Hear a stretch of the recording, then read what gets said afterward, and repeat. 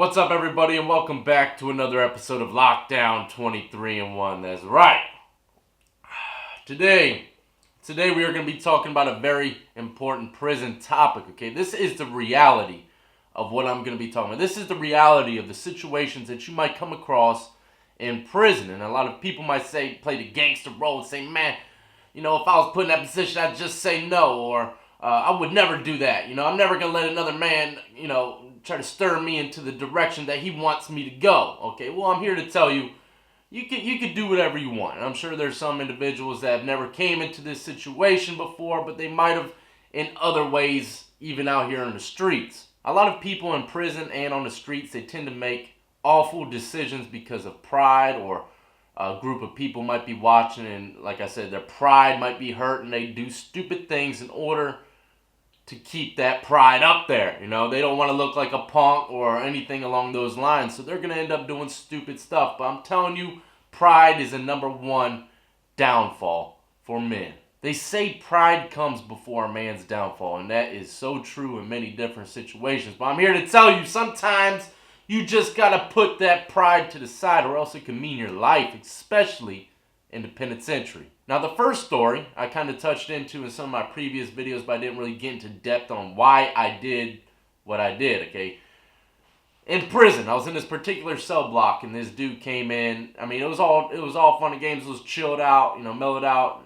There weren't no gangs really beefing with each other. Everybody was making money and being peaceful. Where this one guy came into the block, some OG shot caller, whatever you like to call him, came into the block, and he restructured a certain gang. And when he started restructuring the pod and putting these people into kind of like militant formats, all right, he was sending his little goons out.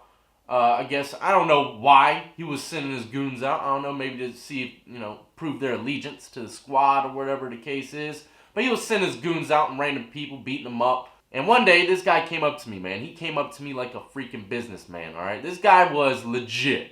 All right, legit. He would sit down in the mornings, read his paper, drink his coffee with his legs crossed like he's in his office. Like, penitentiary is his home and office, okay? His shirt, his button-up, blue shirt would be freaking buttoned up all the way. Everything was creased and ironed nice and tight. This dude's prison outfit looked like his freaking tuxedo or something. I mean, prison was his life, and you could tell it. You know what I mean? And he was about his business. But anyway, he came up to me with this little cup of coffee. He pulls me aside and he talks to me. He said, look, man, I know you've seen what's been going on around here. I know you're making money. Look, in the block, I was making a lot of money in this block, okay?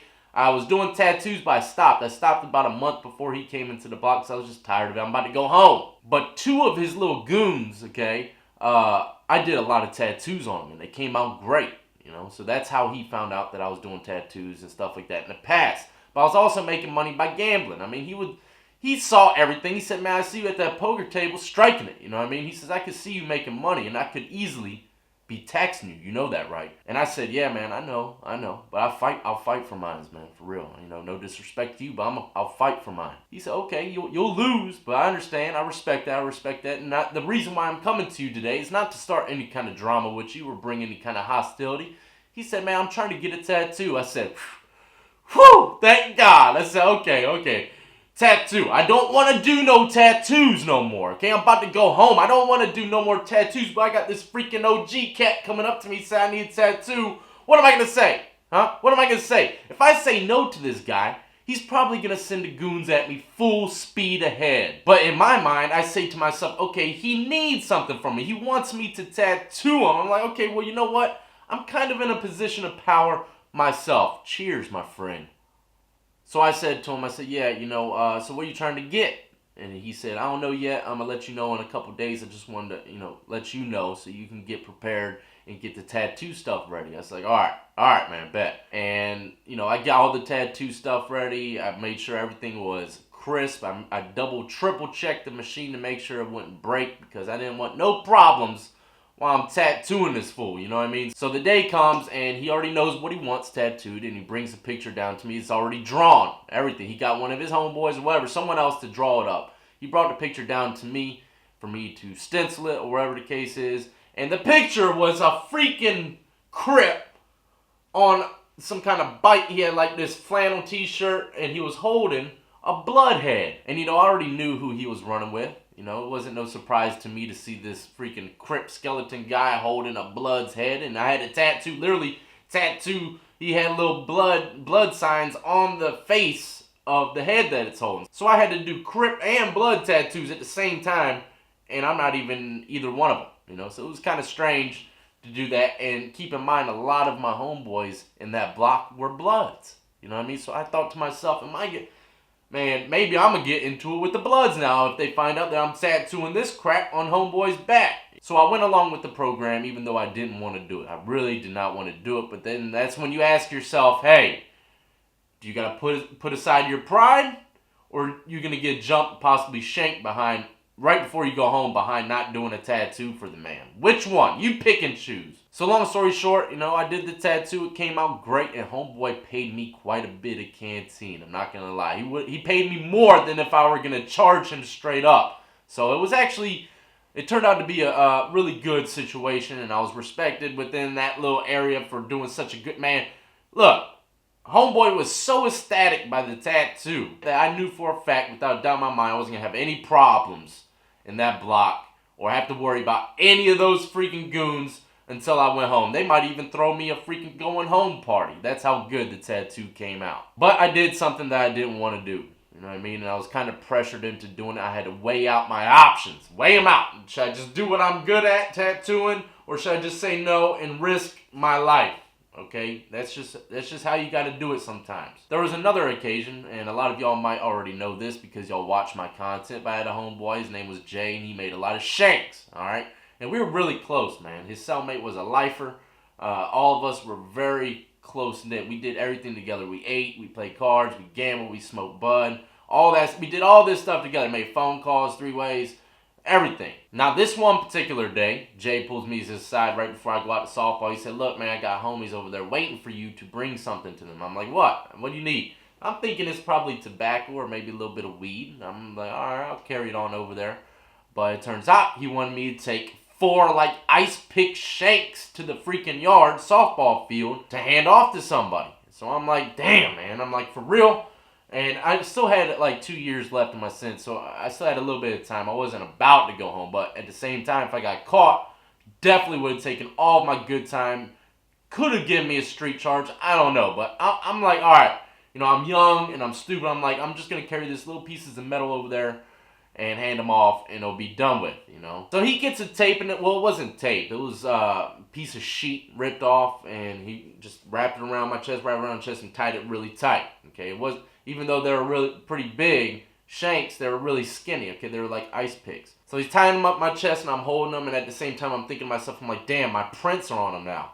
You know what I mean? So I'm freaking out. I'm like, man, if these people get shanked up and they do fingerprints, they're probably gonna see my prints on them. So as I'm walking down the stairs, I'm trying to rub off whatever print might be on the freaking shank. I'm rubbing it on my shirt, you know, trying to get it off. Hopefully I don't stab myself or they fall apart and come tumbling out my shirt or whatever. But anyways, I was so freaked out that I was trying to get the prints, you know, whatever might be on that damn shank. And I also went and got a sock out myself so that when I take them off of my chest, I don't touch them. Okay, so I touch it with the sock around my hand and hand them off. See, I was stupid, but I was smart at the same time because I was thinking ahead of what could happen with these shanks in the future, and if they happen to do some kind of fingerprint thing, I don't know, you know, that probably would never have came up, but at the same time, I'm just freaked out. So long story short, the softball team is walking on over there, and you know, usually I run. When we go to the field, I run to it so I can get the best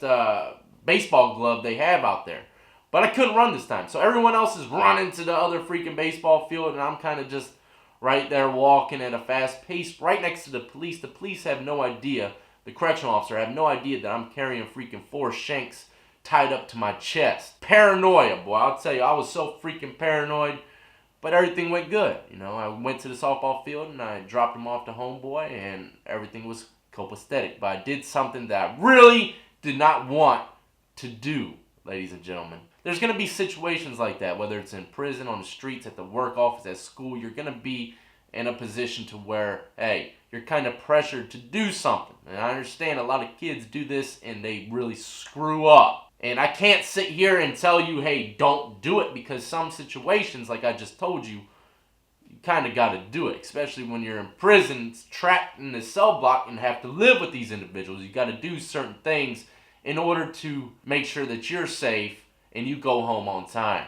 Now, I have a few other stories, pertaining to this scenario of swallowing your pride or doing something you don't really want to do, or kind of peer pressure, and I'll save that for another video. But just know, okay, ladies and gentlemen, people come across situations like this in life all the time, and sometimes it could be a decision that could cost you your life in prison or your life in general. There's people out there in the streets right now that are really debating on taking someone's life simply because of pride, okay? Pride, claiming their dominance, okay? Or they end up taking a person's life because another individual is leading them down that path to do it. And I hate to bring this guy up, but take 6ix9ine for instance, okay? You've seen these videos of this dude going out robbing all these people on surveillance cameras and stuff like that. Do you really think 6ix9ine really wanted to do it? He's already making millions. Do you think he really wanted to do it, or he was influenced by the squad? Of course he probably wanted to do it a little bit, but he would never have done it if it wasn't for his homeboys or his squad kind of putting a battery in his back. I already know what type of person he is, I could tell he is easily influenced by the people around him. And I can sit here and tell you honestly that I was that type of guy at one point. I was easily influenced by, a rare one or two individuals in my life that I was really looking up to. And I wanted to make a name on the streets just as my homeboys have done. I wanted people to fear me. I wanted people to respect me. And what best way to do it than to follow in the footsteps of the individuals that I already feared and respected that are around me. Life is crazy, man, especially the street life, okay? The street life, only thing that comes with that street life is a penitentiary, and those two lives are entwined into one. Don't ever think that you can live that street life and not go to the penitentiary as well, because sooner or later, my friends, you will. Mark my words.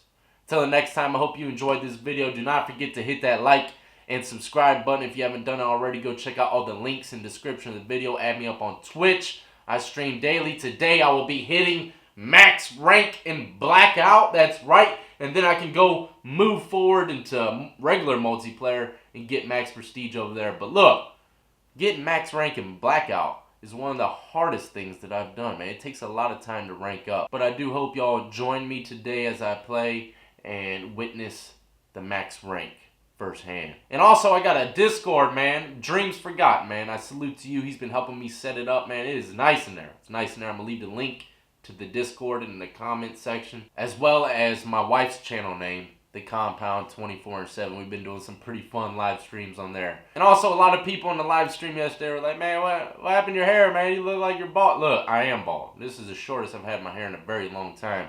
I accidentally messed up when I was cutting it, okay? It took me a good month and a half to grow my hair out about that long. It's the longest it was in 20 years. No lie. And I went to go edge up the back of my head and stuff like that, and I kind of screwed up. So this is what I am working with now. Boom! That's right. Look like freaking Mr. Clean, man. Can't wait till it grows out again. Look, any of y'all professional tattoo artists that build your own machines, if you would like a little PR behind it, if you like a little advertisement behind your machine, hey, send it to my P.O. box, and I will promise you, if it runs good, I will use it, and I will make sure that you get all the credit for that beautiful machine that you might send my way. And I've seen a lot of people say, hey, I make machines. You want me to send you one? Yeah, send me a machine, okay? Send me the machine, leave me information on how you want me to shout it out, and I will give you my honest review on the tattoo machine. The P.O. box address is in the description of the video. And until next time, man, I salute every last one of you who've been supporting me since the beginning, and everyone who is just now joining the lockdown compound. Y'all be safe and happy holidays.